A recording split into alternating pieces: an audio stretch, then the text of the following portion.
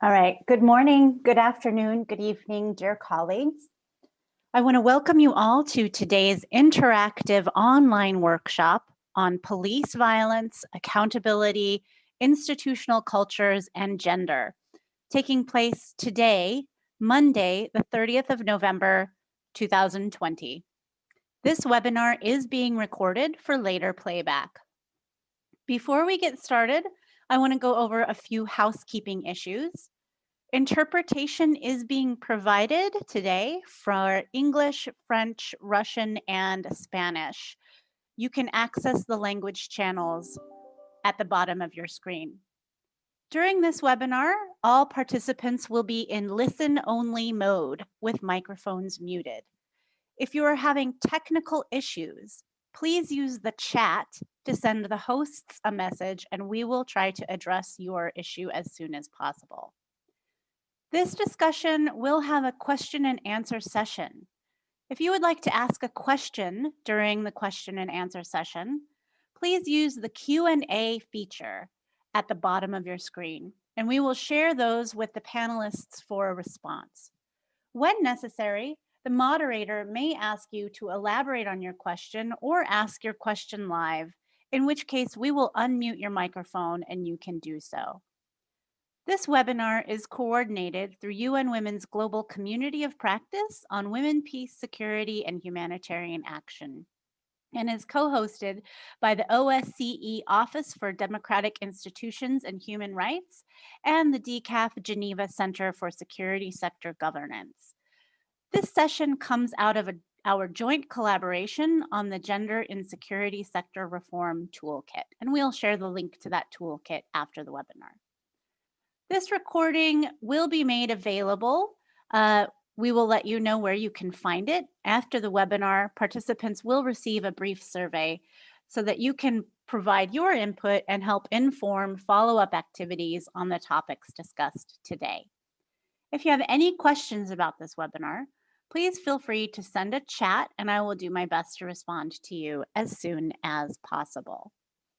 I would like to introduce our moderator for today's webinar, Andrea Huber, Head of Human Rights Department at OSCE ODIHR. Andrea, go ahead and take it away. Thank you very much, Natasha. A wonderful morning or afternoon to all participants. Thank you so much for finding the time to connect with us and to listen in. And I also want to thank on behalf of ODIHR, our partners, DCAF and UN Women for the cooperation, which has been really, really smooth and wonderful, as it always is. So thanks a lot. Just to maybe set the scene a little bit, this event is the fourth in a series of webinars that we have launched this year, all of them with the common goal to cover topical issues on human rights, gender and security. It has also been part of the promotional activities of the Gender and Security Toolkit, which Natasha has mentioned, and I want to highly recommend it to you. This is a compendium of practice-based policy and programmatic guidance for governments, but also international and regional organizations and for security and justice institutions in order to assist them in integrating a gender perspective and advance gender equality into their security and justice policies, their programming, their reform efforts. Among many other resources, this toolkit contains a tool on policing and gender, so very topical for the discussion today. And so many of the issues that we cover today, you will find in more detail or maybe with other additional aspects in this tool on policing and gender. It also covers a lot of recommendations to police and to police oversight mechanisms. With today's event, we hope that we can shed a bit more light on the need for transformative approaches to policing and to police institutional cultures to prevent violence and abuse while fostering accountability. In recent months, there were numerous incidents of police violence that have been exposed globally, that have been covered widely in the media, maybe more than in the years before, and that have prompted popular outrage and demands for structural reforms of police forces. Of course, the killing of George Floyd in the US is one of the most prominent examples, but unfortunately there have been many other incidents reported in terms of abuse of power by police forces in other countries. And these have spurred considerable protests around the world. Yet, even though the number of these cases clearly indicates a systemic issue in a number of states, authorities keep attributing the violence still to a few bad apples or a few incidences. And like that, they're dismissing the extent of the phenomenon, unfortunately, and its root causes. We know that police brutality often targets populations who already experience multi-layered forms of discrimination. And in addition, the use of violence, including gender-based violence against protesters taking to the streets in the name of their rights or to protest against government action, continues to be tolerated. Sadly, violence by law enforcement is also frequent during arrest and in detention. And on this note, I would like to flag to you the UN Bangkok rules, aka the United Nations rules for the treatment of female prisoners and non-custodial measures for women offenders. This is a standard adopted pretty exactly 10 years ago in order to fill the glaring gap of gender-specific standards for prisons. Measures in order to prevent violence constitute one key component of these rules.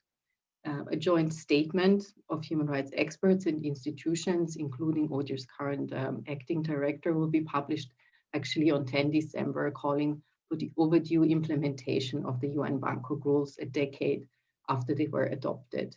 And we're grateful to our partner organization, Penal Reform International, for having initiated this statement at this important point in time.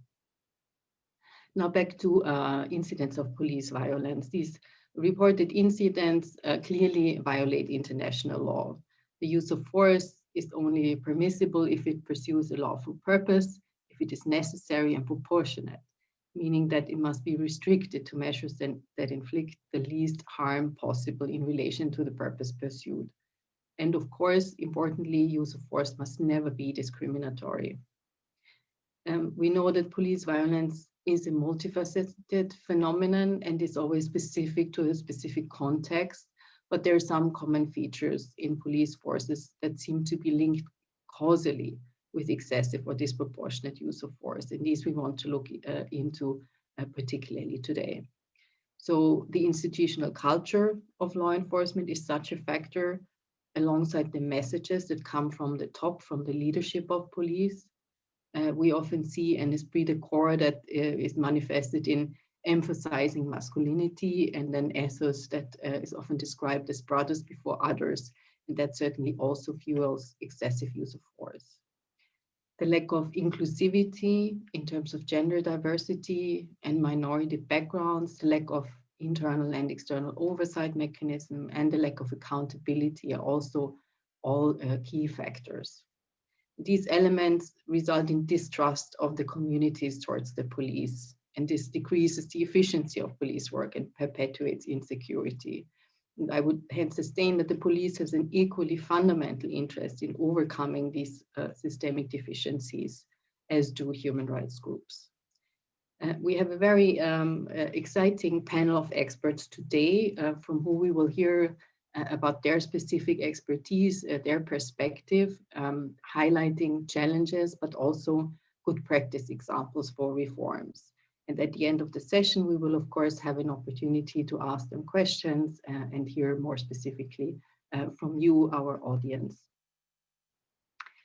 We had a couple of guiding questions for the meeting, which maybe I'll just briefly refer to you before I introduce our first speaker. So firstly, we want to inquire into the relationship between diversity within police forces and police brutality. And we hope to hear about some examples of inclusive police forces that can counter police violence and foster accountability. In doing so, we are also interested to learn about the extent to which excessive use of force is rooted in harmful masculinities. Then secondly, we want to discuss how gender and intersectional perspectives can enhance police accountability and respect for human rights. And we would be interested to hear about the most effective tools in increasing police awareness in this regard. And then thirdly and finally, We hope to discuss concrete measures such as background checks and vetting systems in police recruitment that can help identify the prevalence of harmful masculinities.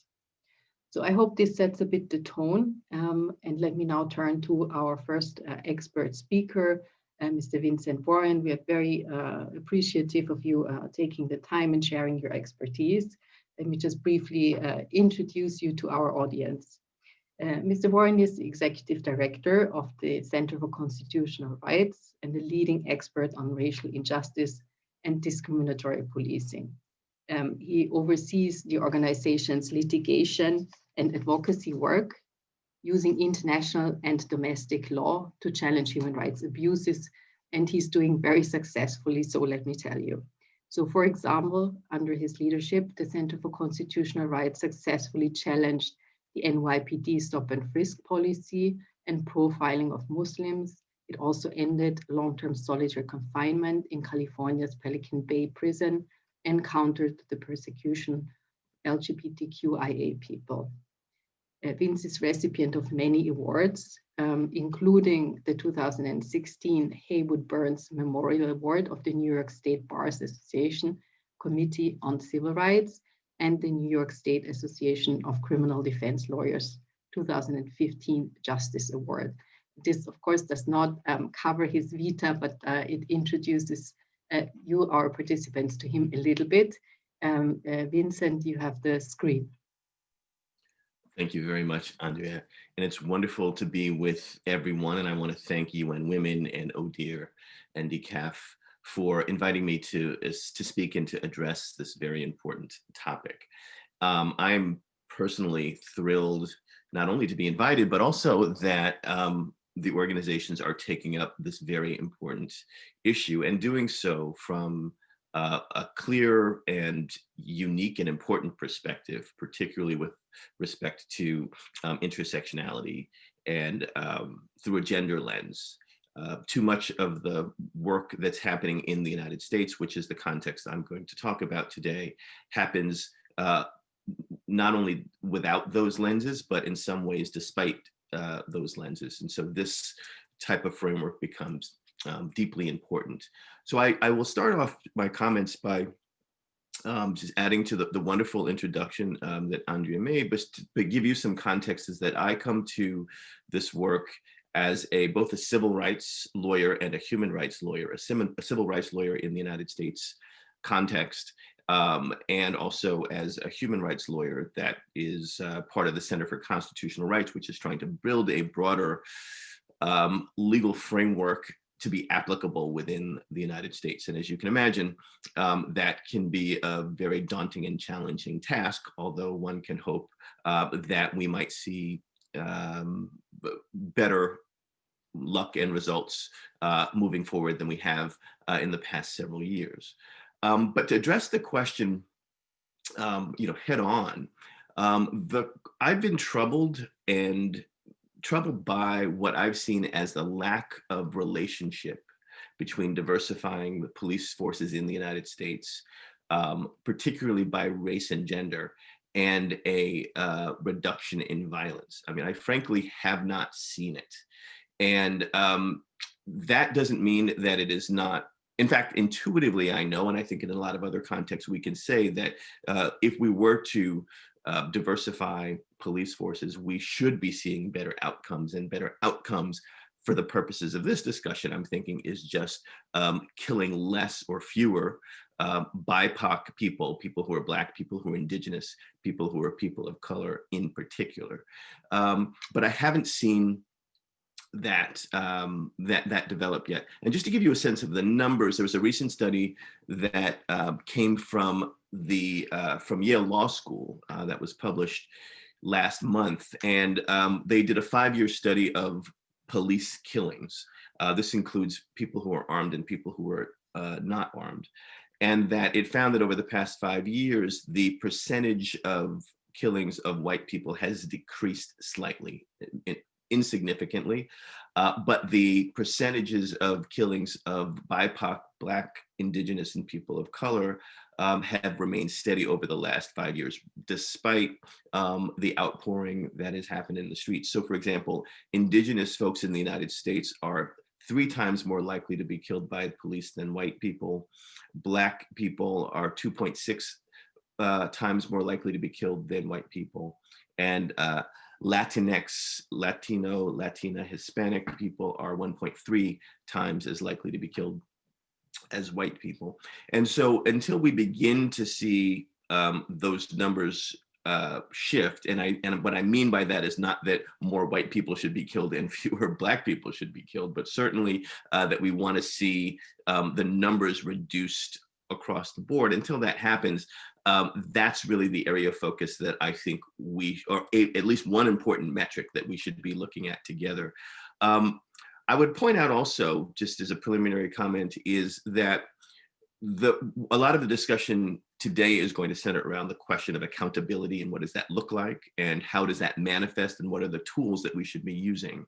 But we should be clear that at least in the United States context, there is no national state meaning government database for police killings by race, period. The most definitive, the most authoritative database that we have in the United States is actually run by a media outlet, the Washington Post, which has been tracking police killings by race and other metrics for a long time. But there is no national tracking of the type of data that we're talking about today, which is a tremendous problem, which of course relates to why it's hard to accurately define the problem, at least for policymakers, and not so much for people that are being abused by the police, because I think it's pretty well defined, but to be able to convince others to be able to think about policy solutions is a challenge. All right, so part of the reason why I don't think I've seen a meaningful reduction in state violence through diversification is really for 3 reasons, and they're all cultural reasons. One is that the police force in the United States is a culture of historic racism, and it stems back to the formulation of the police department, which is a more formal way of thinking about slave controls. That the whole idea was of a police force was to protect the property of white people from the criminality of Black people.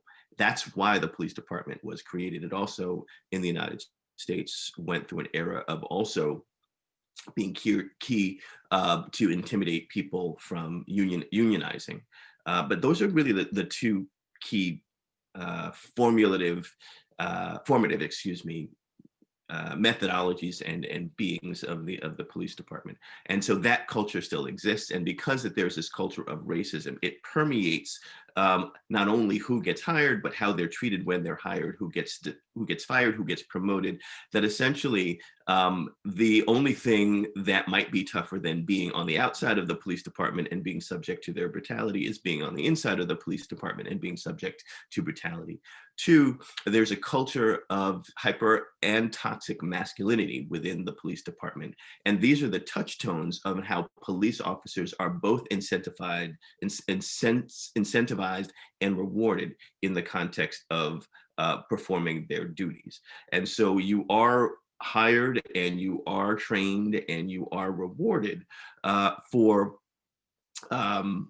reacting to a situation that, as in the way that the police define it, is controlling the situation. So the idea is that if things are getting out of control, a police officer needs to use his or her force, their authority, their voice, their body, their weapons to be able to establish a calm or a neutral situation. Now, in practicality, those things are challenging because what very often happens is that they're not trying to establish a neutrality, but what they're trying to do is to dominate the subject, the person that they are involved in, and they use all of those methods. But the idea there is that you succeed as a police officer if you intimidate people into silence, and that's a cultural problem that I think it's a challenge, particularly when we think about whether and how women in particular will enter and be effective in a police department and also changes culture.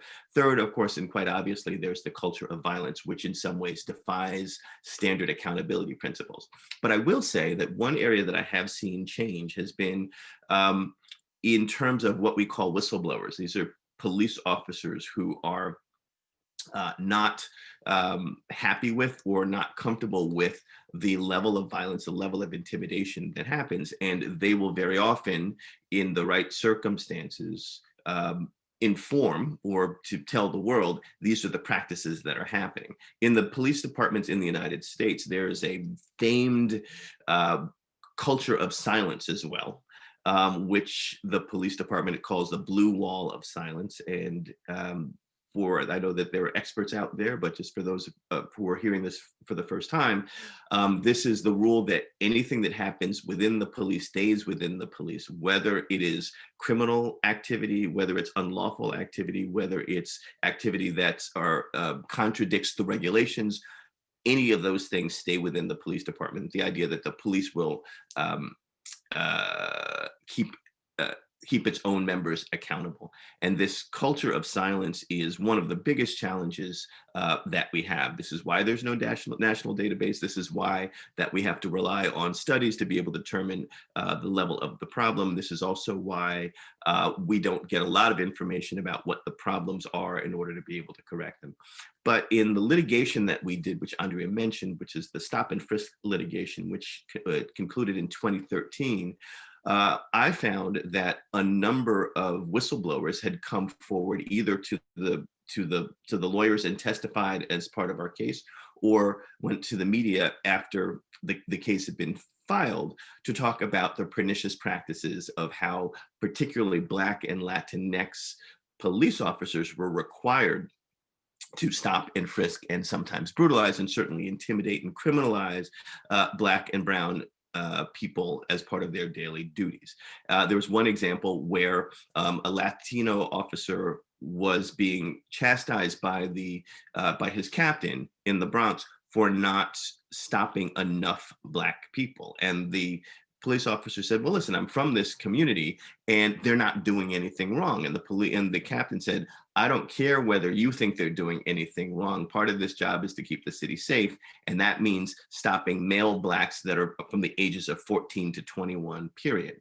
Of course, he didn't do that. And he was not only denied promotional opportunities, but he was viciously intimidated by his colleagues in the police force for being a rat, and has essentially had his career ruined because of that. I guess in my time, I'd want to address just one other set of issues, which is thinking about how gender and intersectional perspectives can enhance police accountability and respect for human rights. One of the key pieces, and Andrea mentioned this in her opening statement, that becomes very important in the accountability mechanism, and I'm not talking about just filing litigation where you're looking at policies and practices before the court, and I'm not necessarily just talking about policy advocacy where you're looking for smarter policy solutions to solve the problem. I'm talking about the problem that we have with the way that the American public sees the police officers. It is divided almost exactly along racial lines when you ask United States citizens as to whether the police keep them safe or not. The average white citizen will say, yes, the police keep us safe. That is why we should continue to invest in them. The average Black person will say, no, the police not only do not keep us safe, they're a danger to our community. And that's why we should divest from police resources. And those frameworks become very important in thinking about the question of gender and accountability for the following reasons. That when we look at the Black Lives Matter movement, which everyone knows about, but I think there's an important aspect, which is that since 2014, the Black Lives Matter movement, which is clearly a global movement, has manifested in the United States as a more organized movement for Black lives that has over 300 different Black-led organizations around the country in it. and an infrastructure, and is moving this over this year to do policy and legislative reforms. But the movement for Black Lives, when it was formed, was remarkable for a number of ways. Certainly not the first group to push back on police violence, but the movement for Black Lives was, is, and prides itself on being a leaderful organization that takes its leadership from women, people who identify as women, people who are identify as queer, people who identify as Black, and the leadership around the framing of police. This is a, if not, it's certainly not unprecedented, but it is novel in the current period that a lot of us, myself included, are taking our leadership in terms of the critiques of policing in the United States from primarily Black women and Black queer women. And that framework has shifted the paradigm on terms of what we think about as safety and what we think about as terms of criminality and what we think about in terms of police investment. And very briefly, what I mean by that is, as I said earlier, most people, most white people in the United States think that police keep them safe. What has been happening in Black communities, and particularly with progressive white communities in the United States, is that people have been doing exercises around visualizing what safety means to them. And when you ask the average person, even the people that think that the police keep them safe, what safety means to them, they will talk about home, they will talk about jobs, they'll talk about economic security, they'll talk about love, they'll talk about family, they'll talk about being able to protect children and education. None of them will talk about policing. And the idea that is emerging, and I think is gaining steam, is that the idea of safety for us as human beings is separate and apart from the question of policing. And I think that is a particular framework that has developed from a gender lens that has been quite shocking and I think revelatory for people in the policing field. Number two, the question of criminalization in general, like the idea that police keep you safe from crime, has been flipped on its head, particularly by our intersectional leaders. And they've been saying that this is actually not about being kept safe from crime. This is about criminalizing communities in order to justify the police department's activities. And so the idea of criminalization is really taking root in the United States in ways that are beginning to interact meaningfully with reform issues.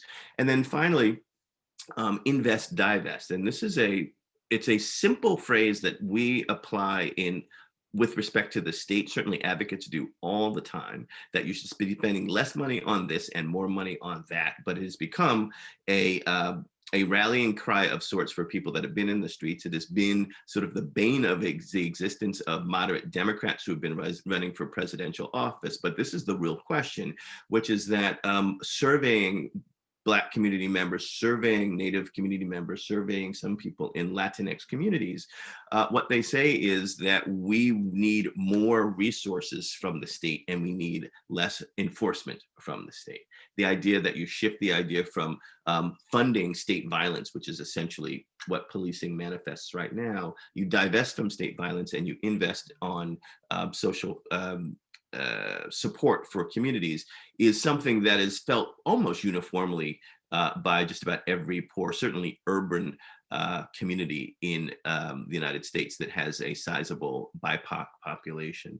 So in sum, I would say that it's the movement itself that is injecting a lot of these very important frameworks and lenses that I think, and that my organization thinks, and that I hope that you will agree, should be picked up and adopted by policymakers, policy advocates, and folks around the world to start thinking differently about the function of policing, its effect on communities of color, and not looking at that as an adjunct to the problem, but looking at its effect on communities of color as the source of the problem.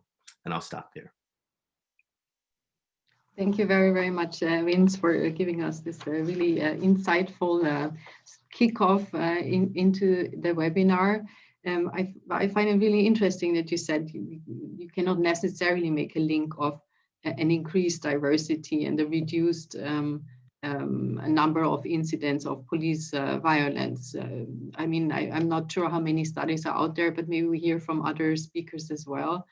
I certainly have myself made the experience in police trainings that unfortunately often women police officers seem to be, even more forceful and harsh in their approach than their male colleagues, which refers to this toxic masculinity, which you referred to. I want to point out specifically also this issue of lack of data, which certainly is an issue that prevents us from demonstrating how big the issue is and how systemic it is. And here it would certainly also be interesting to see which cases have then been investigated and which officers have been held to account or respectively have not been held to account. And what you mentioned about whistleblowers also makes me flag that, of course, the question of whether states have a good whistleblower policy plays into whether or not such abuse within the police force will be brought to light or not. So thanks again, Vince, for your insights. And I will call on our next speaker now, who will look at the situation from her perspective as director of the Public Verdict Foundation. Natalia Talbin is its director since 2004. Hello, Natalia. And she's been working as a human rights expert since 1992.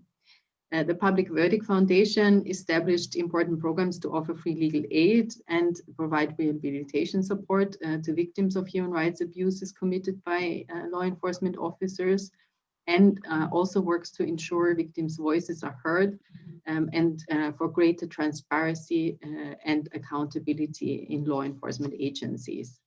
With Natalia's guidance, Public Verdict has achieved very far-reaching successes against all odds, and in recognition of that, she has been awarded with a couple of awards, prizes, including the Alison Deforge Award by Human Rights Watch in 2013 and the Robert F. Kennedy Human Rights Award in 2015. Please, Natalia, we're looking forward to hearing from you. The screen is yours. Yeah. Thank you, Andrea, and I'll speak Russian and give my assessments in Russian, and it will be based on the experience of my organization for more than 16 years.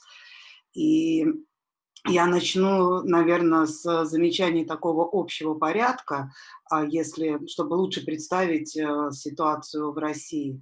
Если говорить о числе женщин в рядах Министерства внутренних дел и, в частности, полиции, поскольку полиция у нас является частью Министерства внутренних дел, то в последние годы число женщин постоянно растет. И по состоянию на 2019 год, то есть вот меньше года назад, число женщин в Министерстве внутренних дел составляло порядка 30%. И женщины есть и среди следователей, и работают в криминальной полиции, и также есть среди оперативных сотрудников. Это вот одно такое замечание общего плана. Второе замечание, если говорить о полиции в регионах, в локальных местах, то состав полиции в основном отражает структурный состав локального комьюнити, где эта полиция работает. И вот имея эти два общих замечания, важно сказать, что при этом уровень незаконного насилия со стороны полиции, уровень пыток и незаконного насилия со стороны полиции в последние годы, к сожалению, не уменьшается в наших российских реалиях. И мы в правозащитных организациях регулярно получаем обращения от людей за помощью, с просьбой о помощи, и число таких дел, число жалоб на применение незаконного насилия, к сожалению, не сокращается, а увеличивается в нашей организации. Относительно государственной статистики, собственно, так же, как и говорила предыдущий выступающий, у нас, к сожалению, невозможно в той статистике, которая есть в публичном пространстве, оценить, в какой степени, каков масштаб этой проблемы и сколько действительно таких дел о незаконном насилии, дел о пытках как жалобы приходят в следственные органы, и потом уже как расследованные дела доходят до суда. Эти цифры скрываются в массе других цифр, и их оттуда невозможно вычленить, что называется. Но при этом есть статистика Европейского суда по правам человека, и если смотреть на 3-ю статью и сравнивать дела, которые поступают и рассматриваются уже с принятыми решениями Европейского суда от России и от других стран, очевидно, Россия является лидером по жалобам, которые рассмотрены, по которым Европейский суд уже вынес свои постановления, признавая нарушения со стороны Российской Федерации запрета на пытки, запрета на незаконное применение насилия. В чем же, с моей точки зрения, и исходя из опыта нашей организации, основные причины того, что вот такой уровень насилия в российской полиции продолжает быть высоким? В первую очередь, и, наверное, это основная причина, она кроется в той системе управления, которая на сегодняшний день сложилась в Министерстве внутренних дел и вообще в целом в правоохранительном блоке в Российской Федерации. Во-первых, это очень централизованная система управления, сильно ориентированная на федеральный центр и на Москву. И в этой системе региональные отделения, региональные управления, полиция на местах практически лишены свободы в принятии решений, свободы в приоритизации задач, ориентируясь на те проблемы, которые на локальном уровне существуют. Задачи и приоритеты им спускаются из центра, а дальше они уже должны, исходя из этого, следовать в своей деятельности и показывать нужные показатели. Поскольку именно центр оценивает их работу, Москва, да, оценивает их работу и принимает решение о том, эффективны они или нет в своей деятельности. А вторая причина, тесно связанная с системой управления, это существующая в органах полиции и в целом в структурах Министерства внутренних дел система оценки деятельности полиции. Тут надо сказать, что за последние 10 лет система оценки претерпела серьезные изменения, и в частности в эту вот структуру оценки было добавлено общественное мнение, но, видимо, ориентируясь на мировой опыт, на лучшие практики и пытаясь их перенимать и следовать сложившимся в лучших традициях стандартам. Но учитывая, что вот то, как эта система, как вот общественное мнение учитывается в системе оценки и как вообще формируется это общественное, анализ этого общественного мнения, начиная от формирования вопросов к обществу и заканчивая принятием решений, какая часть результатов по вот этому исследованию становится публичной, а какая остается закрытой и для внутренних нужд Министерства внутренних дел используется, вот этот весь процесс находится под контролем Министерства внутренних дел. И общество, собственно говоря, не участвует в формировании ни вопросов, ни в принятии решений, какие результаты этих исследований важны для общества и должны быть известны обществу, а какие нет. И собственно, как показывает мировой опыт, общественное мнение, как часть оценки деятельности полиции, работает только тогда, когда общество участвует в постановке задач для полиции, а дальше вполне логично оценивает, в какой степени поставленные задачи полиции реализуются эффективно или нет в своей деятельности. У нас этой ситуации нет, и поэтому наличие общественного мнения в системе оценки, с одной стороны, вроде как галочка в сторону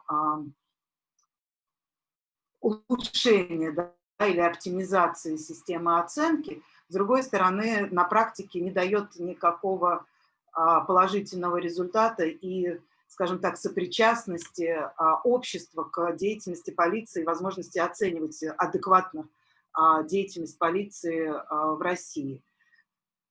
это вот два аспекта. И третий аспект, на котором я бы хотела остановиться, он тесно связан с предыдущими двумя, но мне кажется, крайне важно про него сказать.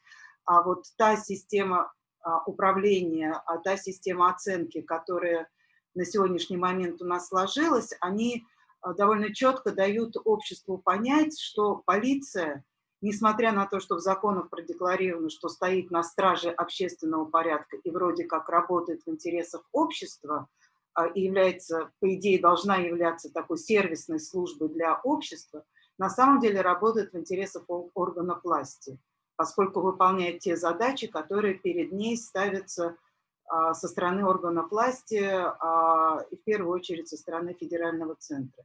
И это очень хорошо проявляется в ситуациях разгона мирных протестов, которые проходят не только в столицах, но и во многих регионах. Совершенно очевидно, что это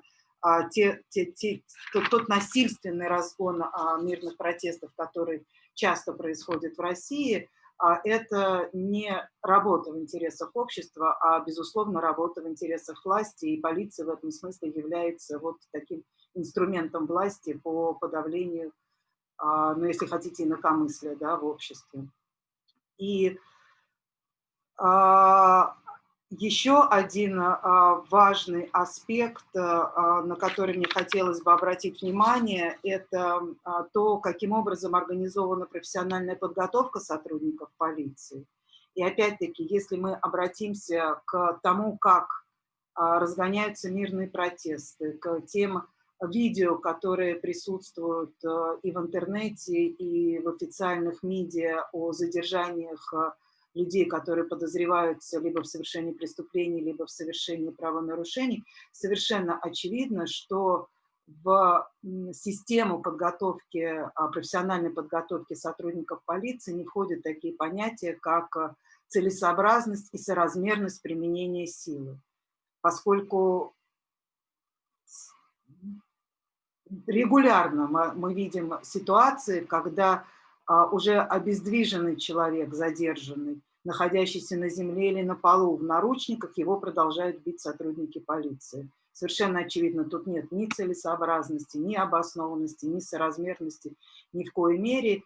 И поскольку это довольно распространенная практика, напрашивается вывод, что в профессиональную подготовку такие вопросы, как в каких случаях применять, где есть целесообразность, где нет целесообразности, и вообще, что такое соразмерность применения силы, эти вопросы не встают. Еще один аспект важный, он касается безнаказанности, которая, собственно, присутствует в органах наших дел, в работе органов внутренних дел. И вот то, с чем сталкиваемся мы, правозащитные организации, работая по таким делам, это безумно сложно добиться возбуждения уголовных дел и привлечения виновных сотрудников полиции к ответственности. Если люди жалуются на превышение должностных полномочий, на применение незаконного насилия, по таким жалобам в подавляющем большинстве выносятся отказы, и порой стоит нескольких лет усилий правозащитных организаций и адвокатов, чтобы добиться, чтобы такие дела все-таки были расследованы и дошли до суда. И, видимо, до той поры, пока вот этот феномен безнаказанности, да, не будет устранен, до той поры, пока в наших реалиях не изменится вот сложившаяся система управления в правоохранительном блоке, трудно ожидать, что уровень насилия сократится. И тут, в общем-то, не вопрос и не проблема в законодательстве, которое у нас есть на текущий момент, поскольку все необходимые запреты в законодательстве есть. А вот правоприменение и в какой степени эти запреты учитываются, и в какой степени действительно власть и, там, в частности, следственные органы настроены на то, чтобы такие случаи не оставались без наказаний, вот это важная проблема в наших российских реалиях. И когда она будет решена, тогда можно ожидать, что уровень насилия в России сократится. Я, наверное, на этом месте остановлюсь.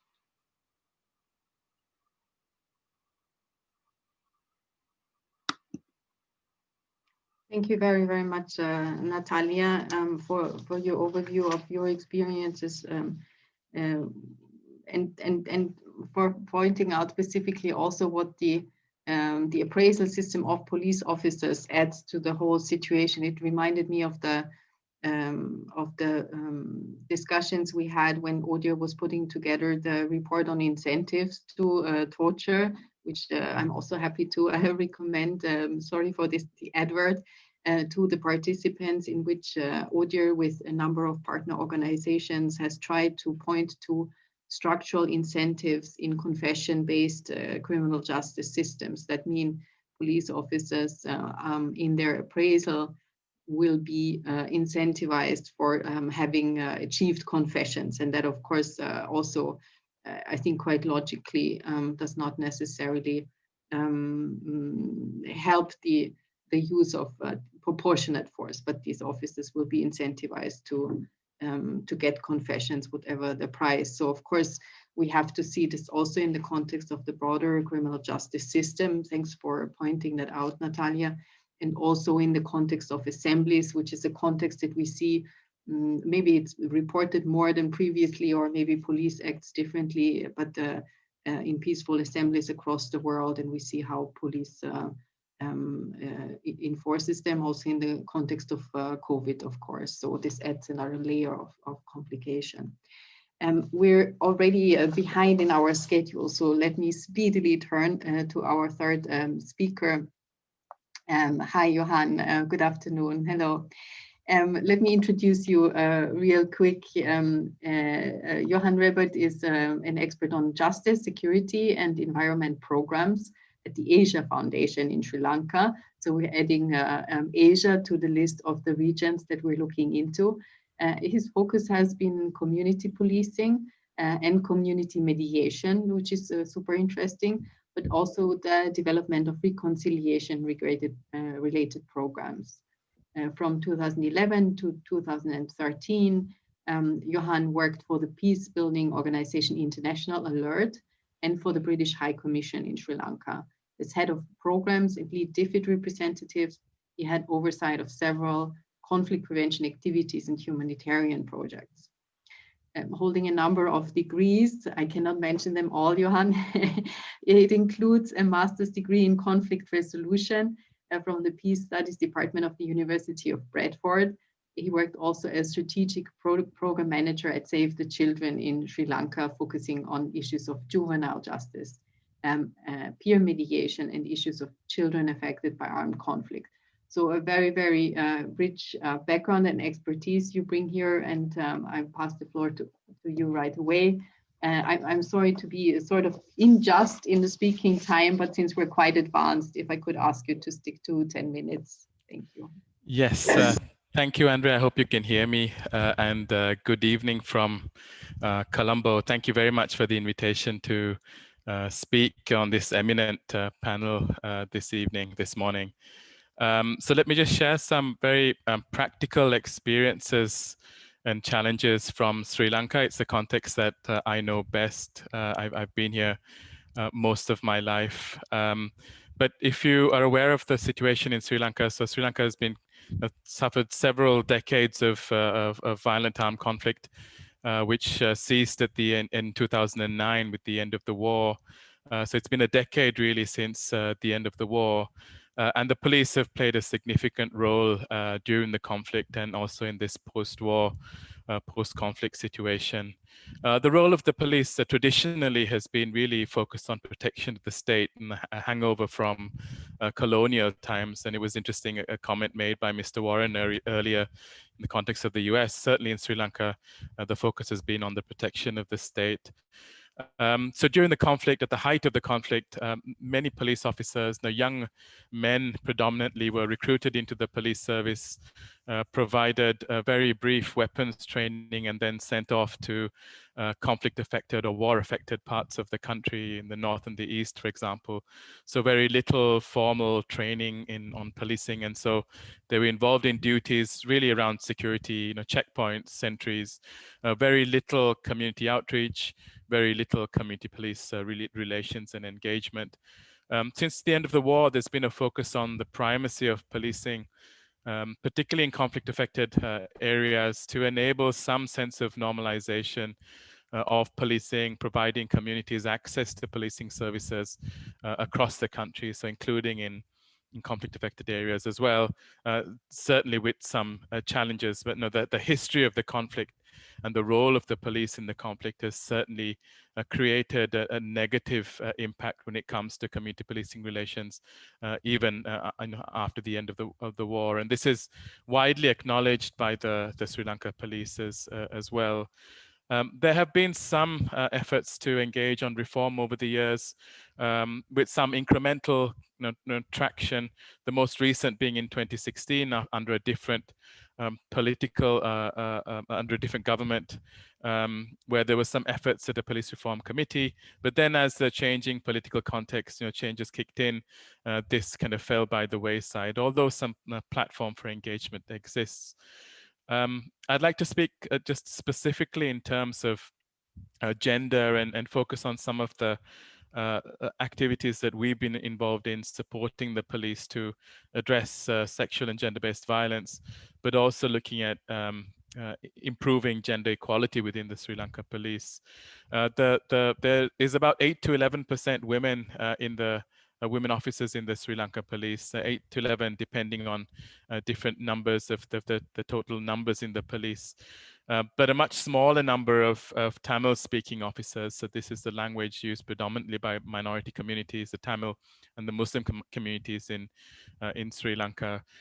Within this, again, there is a much smaller number of Tamil-speaking women officers. And so this challenge is very much acknowledged by many, including in the police. We conducted a survey with the Sri Lanka police in 2017, and 80% of the officers acknowledged the need for more women in the service, more Tamil-speaking women. And a similar number acknowledged the need for women in the community to be served by women officers as well. But going back to a point made by one of the presenters earlier, Mr. Warren, I think we still haven't seen that, whether there's a strong link between a diverse police force and a reduction in violence. In Sri Lanka, there's a long way to go towards having a more diverse police force. But as yet, we haven't seen that link between, or that causality between a more diverse police force and a reduction in violence. Certainly, there will be an improvement in access to services because there's a greater access in terms of using language that people are comfortable in. But that link between a diverse service, a police force, a police service, and a reduction in violence, I think, is the verdict is still very much out on that. And that's also, I think, underpinned by the fact that coming out of war, coming out of conflict, this kind of desensitization to violence that remains within the community also means there's a certain acceptance of violence within our culture, within our society. And this also extends to issues around allegations of torture, the ways in which the police manage public order management, public order, the ways in which the police respond to more vulnerable groups within the community as well. So this culture of violence, acceptance of violence within community at large, I think is a fundamental issue. Very quickly to touch upon some for specific areas where we have been engaging on the police and tools that we found to be useful so far. 4 areas I'd like to highlight that it's very much work in progress. These are very much challenges that we're grappling with on a daily basis, but research has been one of these. Helping the Sri Lanka police to understand the value of research, the value of data for performance management, acknowledging and understanding the value of data for understanding that relationship between the community and the police, and particularly in the context where there hasn't been a lot of research on policing, and the police themselves don't have access to a lot of research on how the community views them. This has been a good way to engage the police, a good entry point in terms of looking at how the police can improve and set key performance indicators or targets for themselves. And so we've supported research on community policing relations, on the functioning of women and children's desks in police stations, and also to look at again, socializing the police around issues of accountability. So, what does the community think about the kind of services that the police offer when it comes to responding to gender-based violence, for example, and sharing that research with the police in an open way. Training, again, was mentioned earlier as well, but for us, it's been important in terms of looking at how do we move beyond training. There's a lot of training that's been provided to the Sri Lanka police over the years, very vital, important training. But how do we move beyond that to more of a mentorship approach? And this is where we've tried to focus really at station level, supporting and working with stations and officers in terms of building trust and a relationship with them, but also supporting their interaction with the community and understanding how training cascades down from central training units and divisions within the police right down to the police station. This helps us also in terms of understanding local dynamics, issues, limitations and challenges the police has also at a very local level, and also helps to put in place some kind of long-term monitoring to look and to be able to track change. Again, challenges, very much work in progress, but something that we're trying to look at.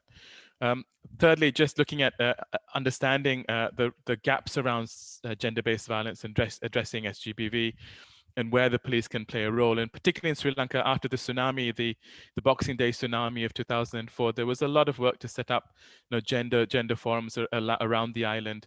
But specifically in many of these forums, the police were not part of those discussions. So part of our work has been to look at how we can actually pull the police into these forums, into these spaces where there is this exchange and interaction with local NGOs, with other local government partners involved in providing services to survivors of gender-based violence, and how the police can play a key convening role in part of those forums.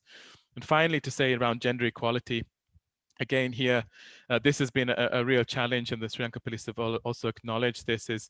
But there has been some openness in terms of conducting discussions within the police at very local level, both with women, but also with men, in terms of the role for women officers and the challenges that women officers face, and focused on the operational need. Again, this has been a way really to bring people around a discussion. What are the operational challenges and limitations for women to be involved in policing?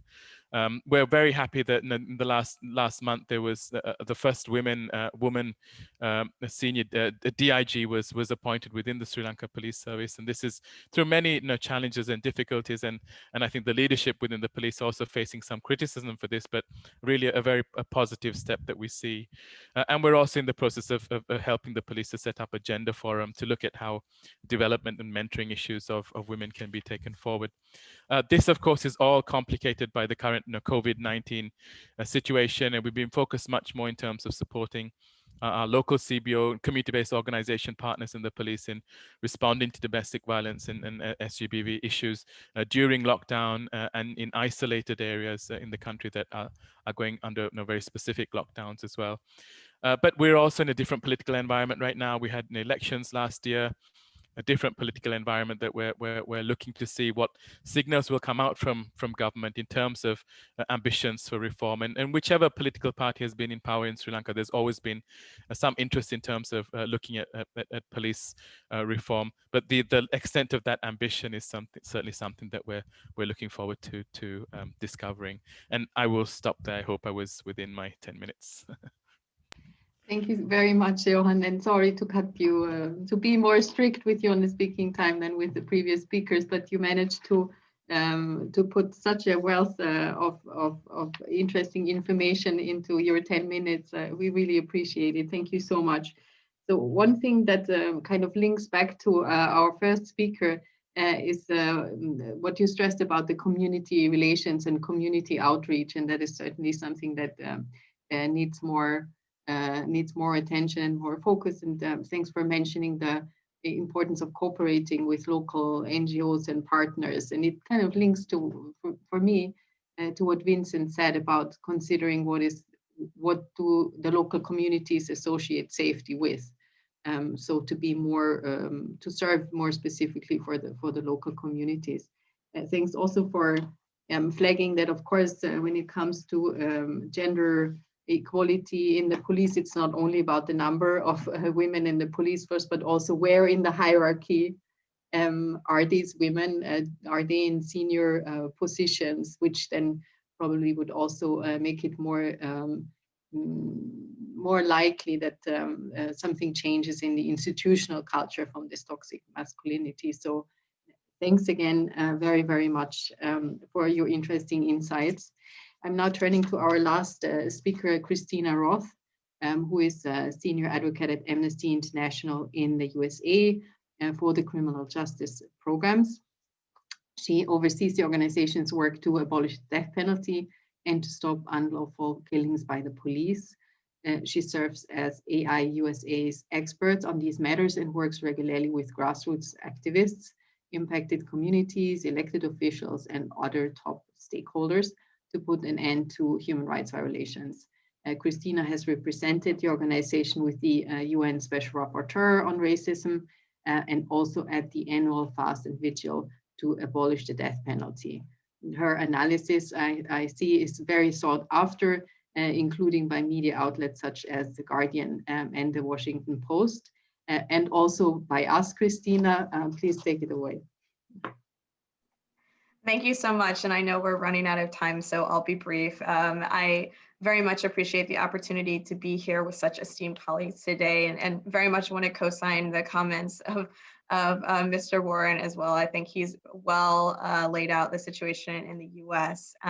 I do want to spend some time giving a background about the big picture of the use of deadly force in the US today, since I see, well, today's event is of course about the intersection of gender and policing, some similarities in the gaps that should be addressed with both gender-based violence or sexual abuse committed by law enforcement and the use of excessive or deadly force by police. And I hope that, considering that there be learnings that we can take away from both about which solutions can make for meaningful systemic changes versus mere lip service.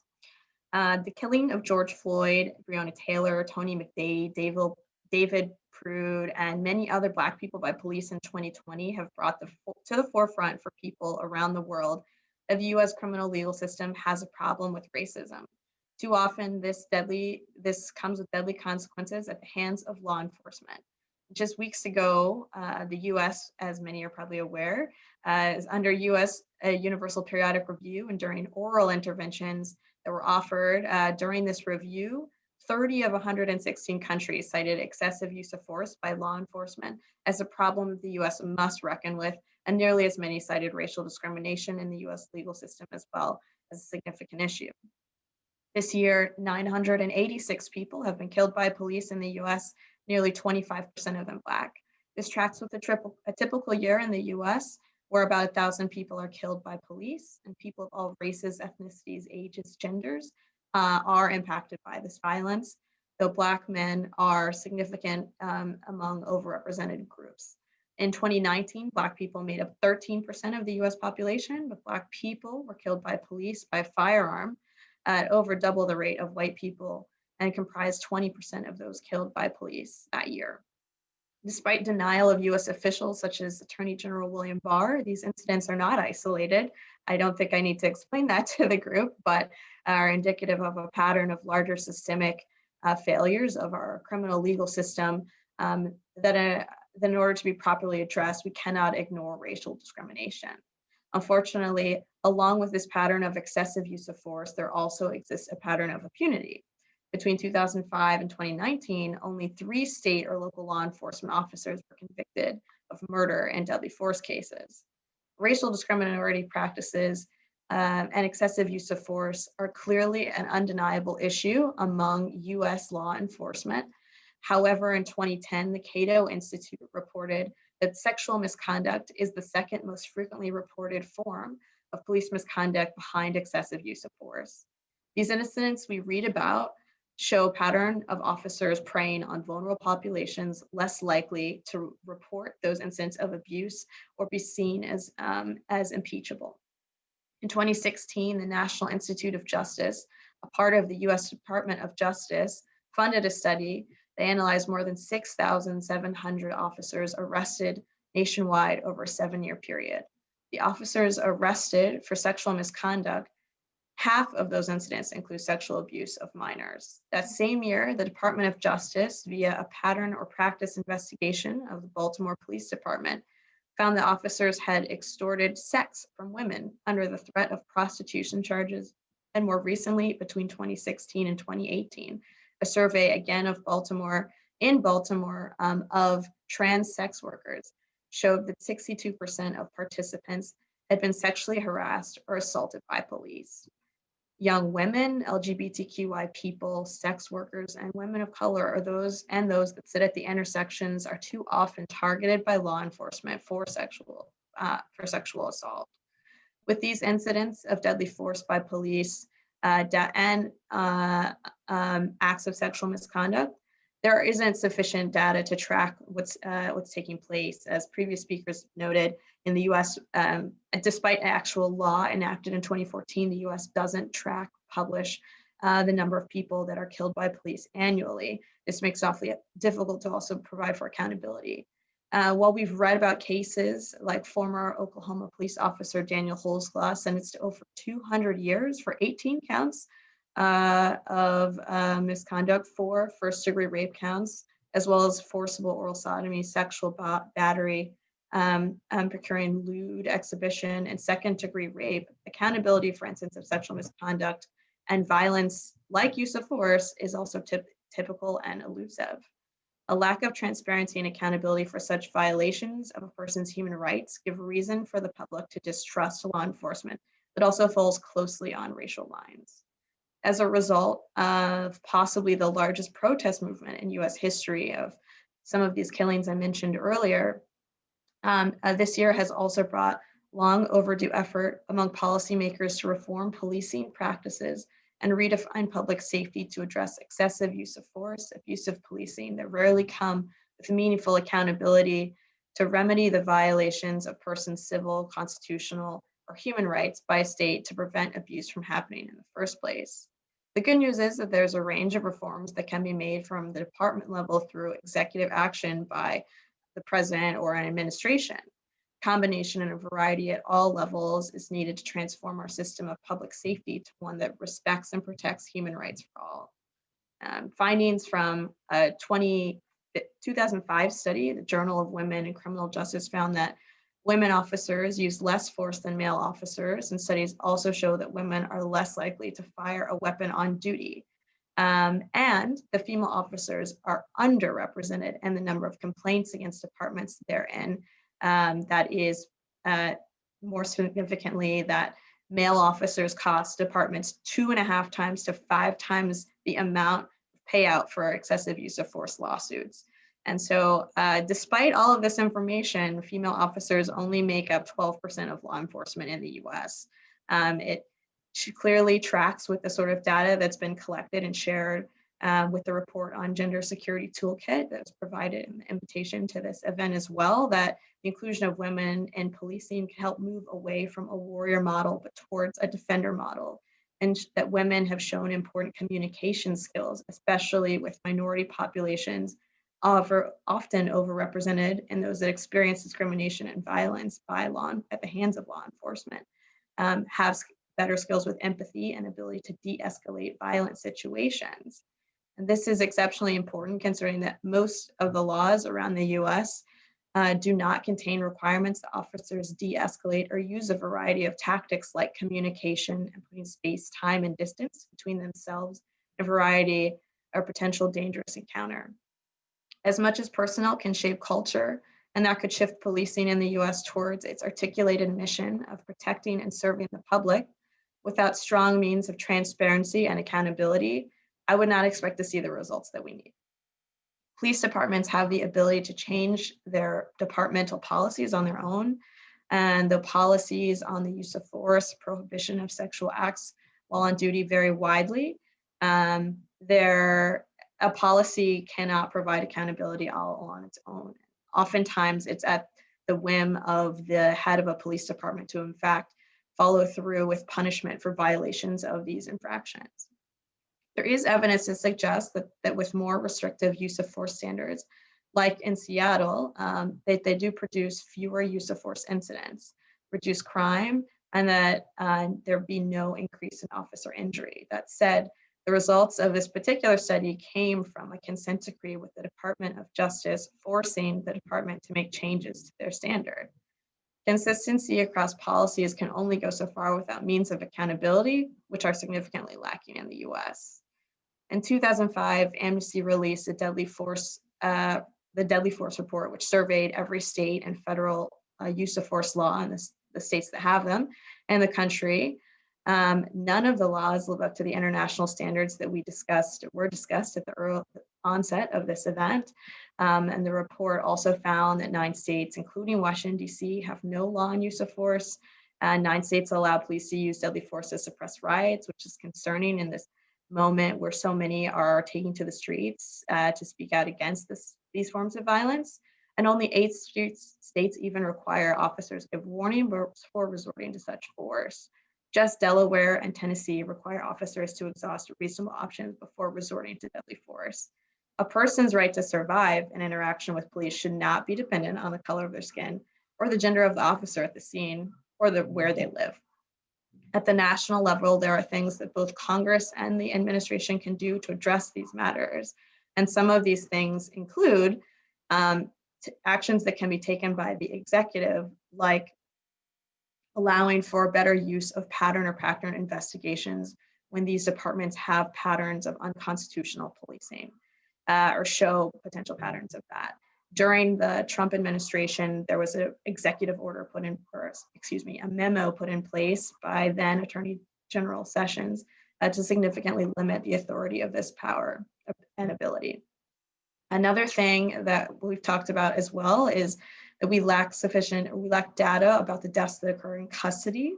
And this could be fully implemented and enforced by the Department of Justice. That could be done through an incoming administration.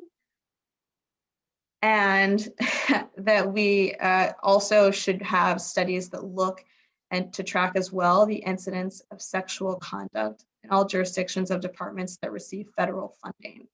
It's also the case with use of force that while through this law, I noted Death in Custody Reporting Act, that while the law allows the Department of Justice to withhold federal funding from departments that don't report use of force data, this Sorry, has never Christina, been the interpreters, I think, indicate that you're speaking a bit too fast for them. Can you slow down a little bit?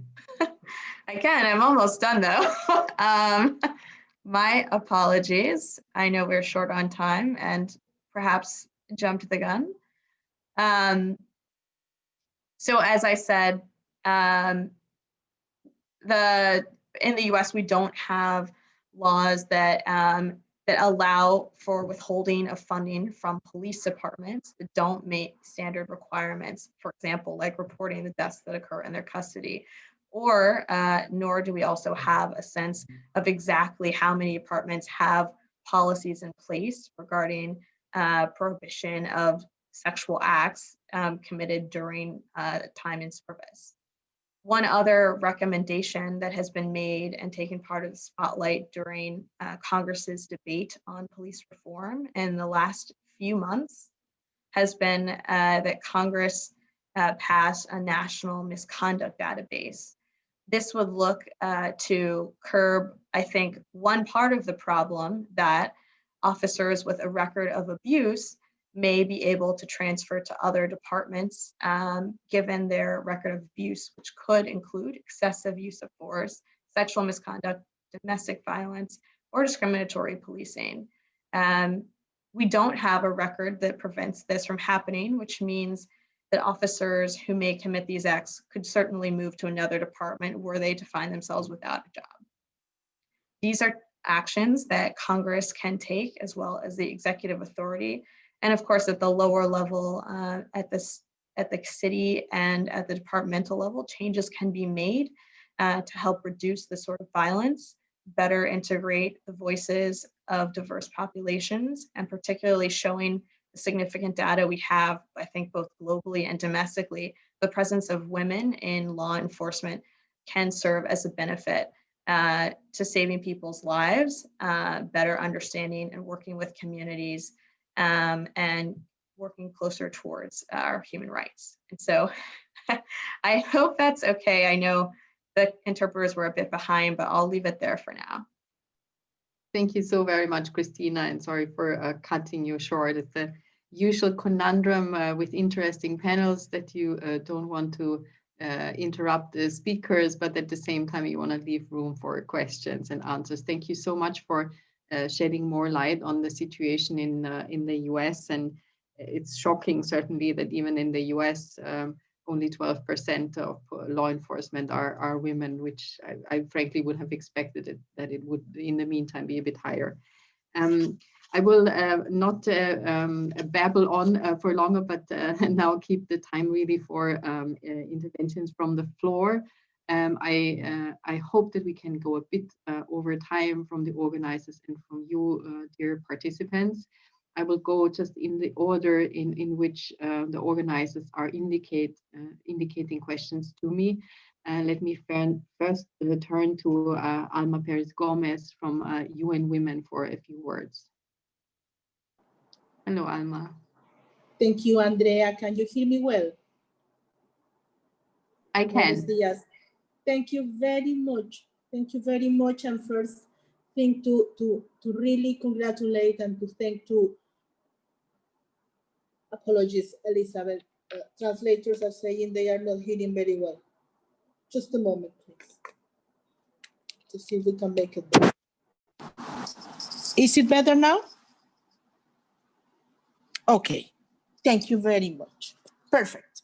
So first of all, thank you. Thank you to DCAF, thank you to OSCE, and also to my colleagues on UN Women to bring this very timely topic. And Andrea, I wanted to bring 3 different issues from the Latin American region only to put on the table so we can have a discussion on what we can take from our panelists so we can actually get back to the Latin American region and work out this wave, let's say, of police violence and incidents related to violence around the police and the police actions.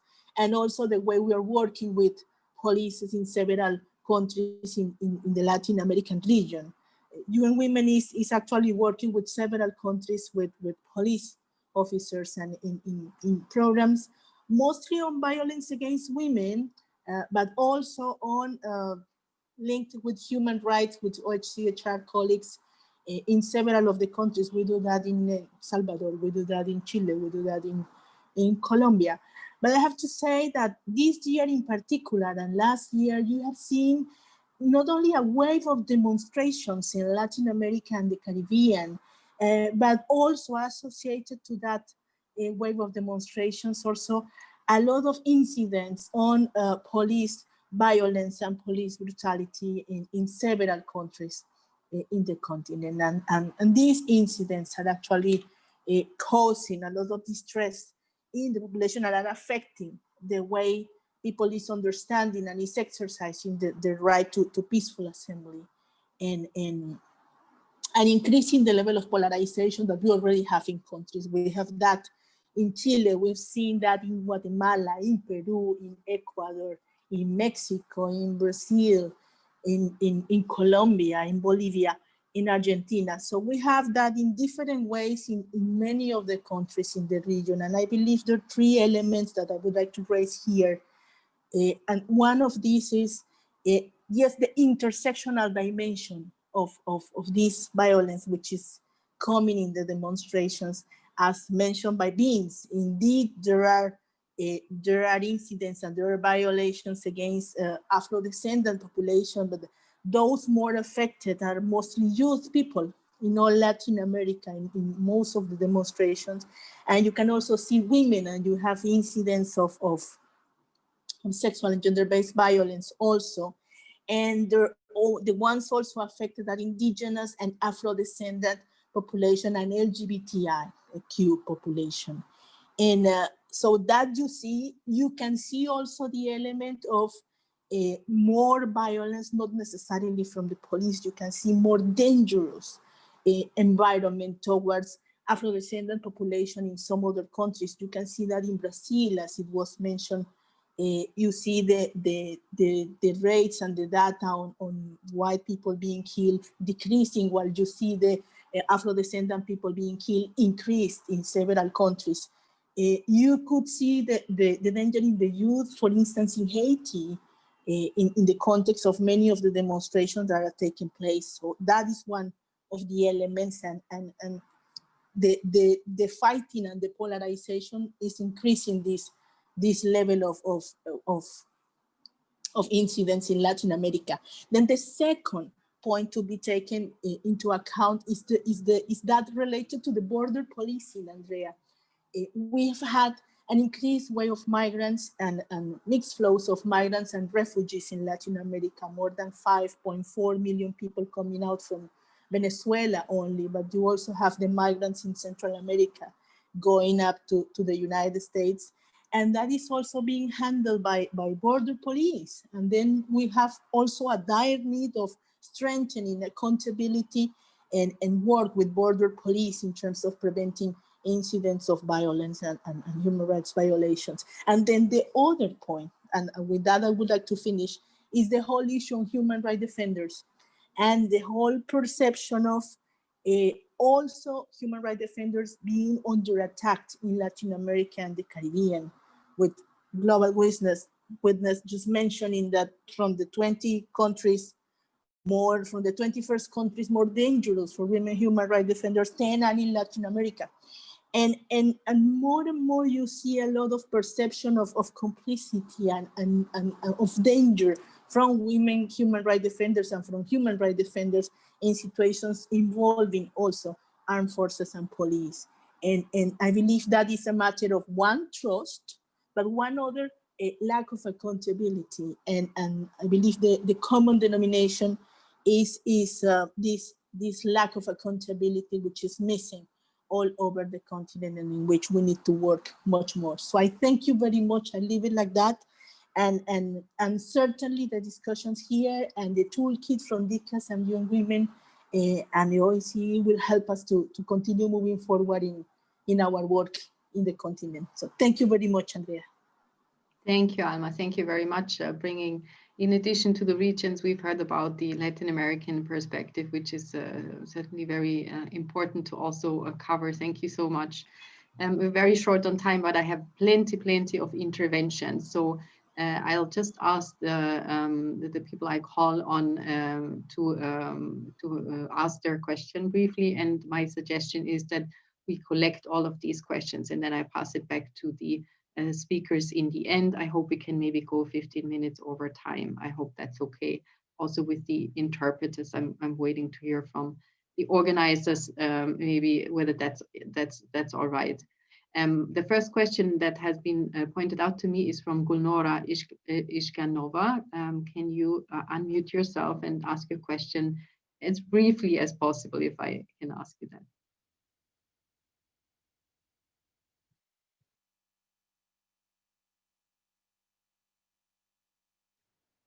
I don't know whether Gulnora can connect or whether we lost her in the meantime. Gulnora, if you are not there, I'll point to the next question and maybe we can catch you later. The next question would be from Michelle Dinosios. Excuse me, Andrea, yes. I may need to unmute Gulnara to allow her to. Can you do that? Or shall I read out the question? I just thought it's nicer to hear from our participant. Let me allow Gulnara to ask it herself. Gulnara? Здравствуйте. Вам слышно? Да. У меня вопрос касается, значит, дела Володиной в 2019 году слушалось против России. И согласно решению Европейского суда было конкретно указано, что Россия должна принять закон о профилактике или противодействию домашнему насилию. Что сейчас нового происходит для того, чтобы привлекать виновных в домашнем насилии к уголовной ответственности? Есть ли какие-либо изменения в законодательстве? Об этом был вопрос. Спасибо большое. Спасибо, Gulnara. Спасибо.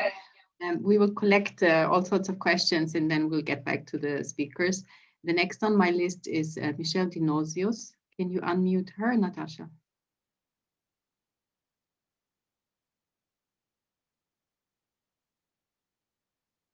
Michelle, go ahead.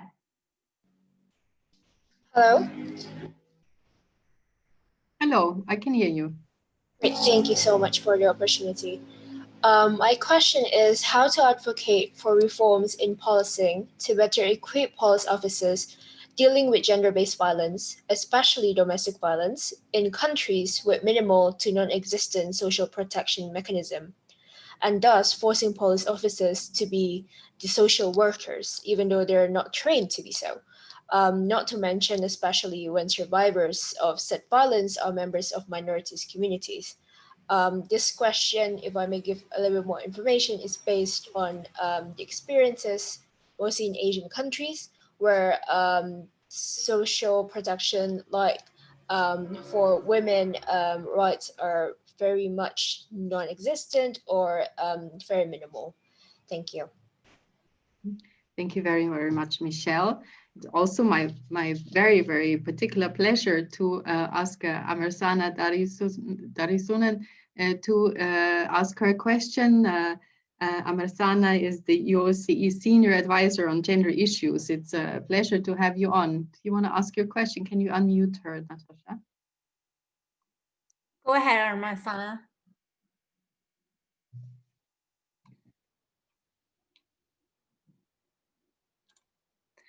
Amersana, feel free to unmute your microphone to ask your question live. Okay, I'm unmuted right now. I can hear you. Can you hear? Okay, thank you so much to all speakers for excellent presentations. And of course, my question is also goes hand in hand also with what Wilnora asked and the Michelle asked. It's also about defense.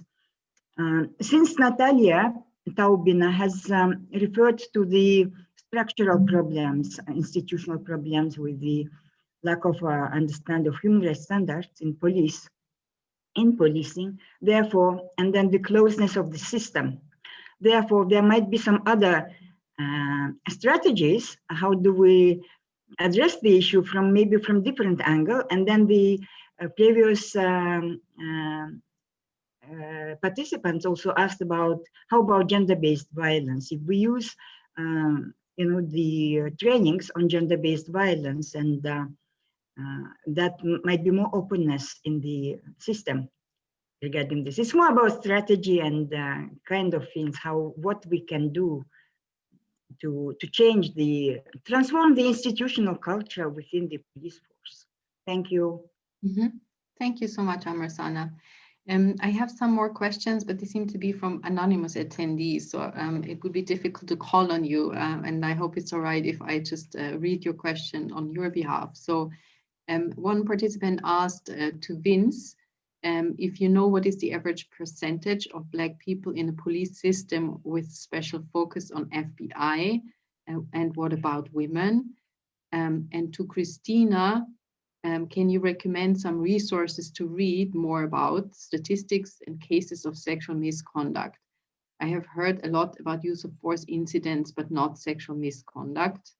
And then I think there's the last one here in the chat. No, that is the one on the resources. I think those are the questions that I have seen on the chat and that have been pointed out to me by the organizers. Maybe let me get back to the speakers in the opposite order and call on Christina first.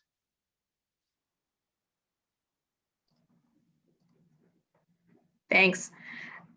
You're right in that there are a lot more studies that look at the use of force by law enforcement than on sexual violence.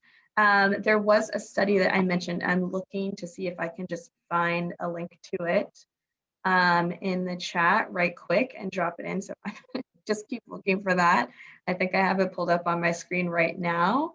I can drop at least the Baltimore Police Department's report. That's rather lengthy though.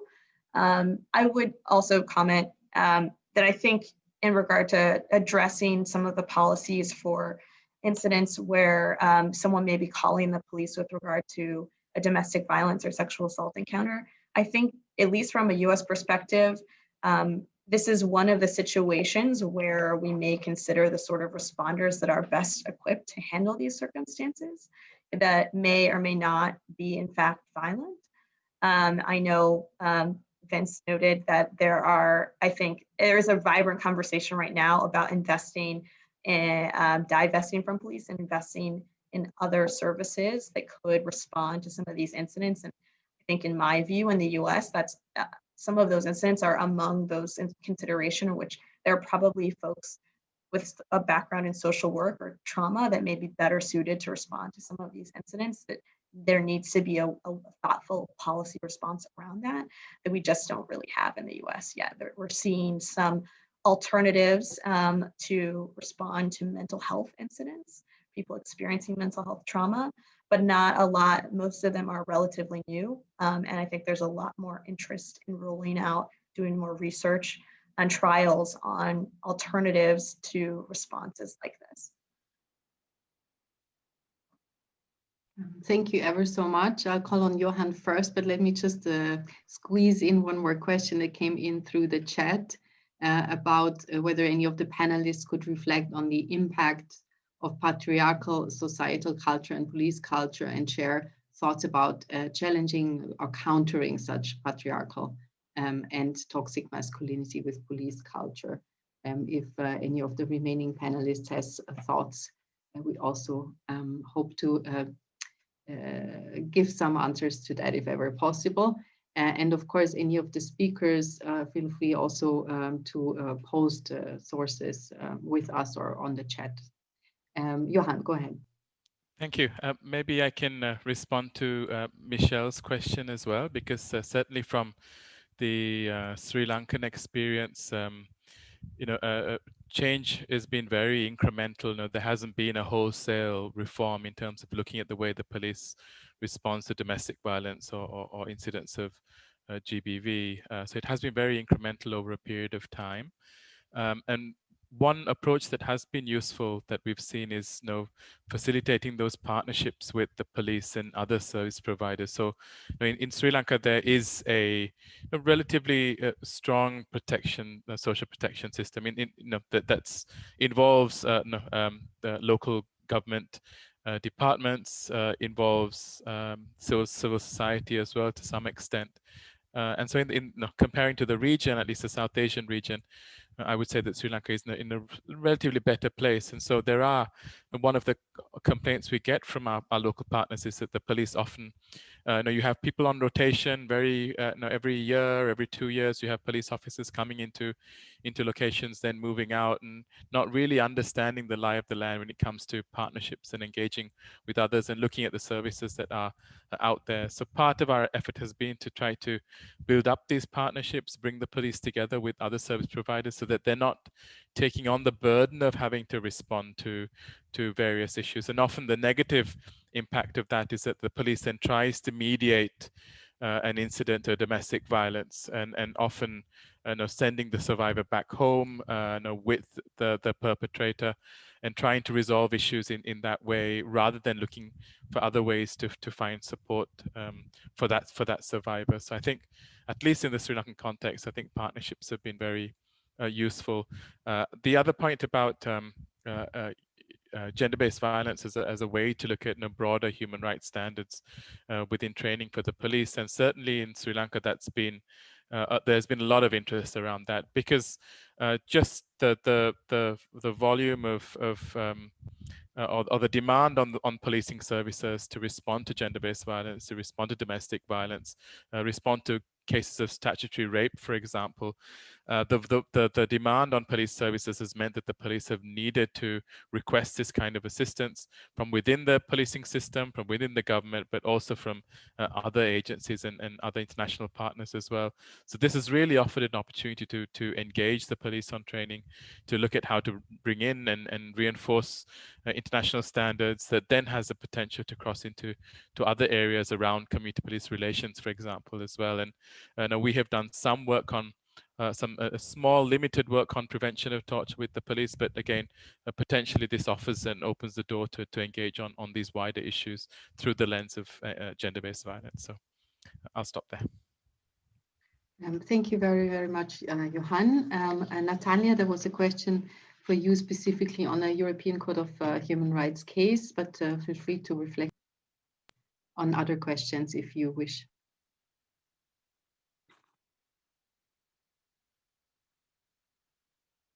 Да, я буквально, да, спасибо. Я по поводу конкретного случая уже ответила в чате, что есть законопроект о профилактике домашнего насилия, и он встречает, к сожалению, в Думе серьезные препятствия, да, чтобы быть принятым.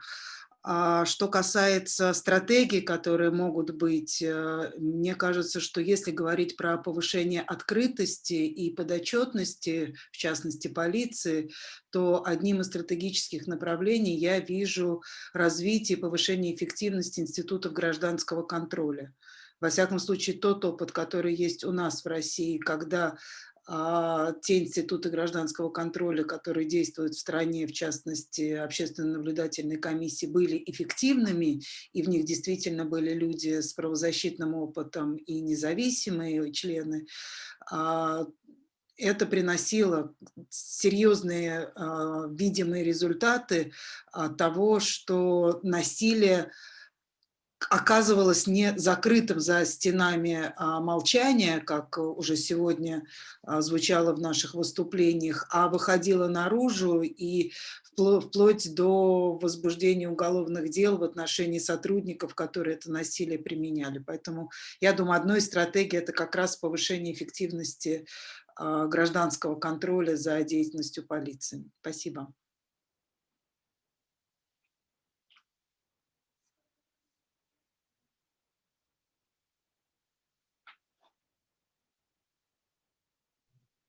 Thanks a lot. The answer, I think, to this question you may have answered in Russian, so it would not necessarily be available yet to our English-speaking audience or Spanish-speaking audience, but maybe we can rectify that somehow in correspondence after the event. Let me bring it back to Vincent to add his reflections on the questions that were posed. Thank you very much, Andrea. I've been thinking about the perspectives of patriarchal power and how to challenge that in the context of the police. And in light of, I think, all of the conversations that the panelists have said, I think there are a couple of pieces that I think are at least clear to me that I would express. One is that there are inherent contradictions, I think, personally, between relying on police power, particularly in the context of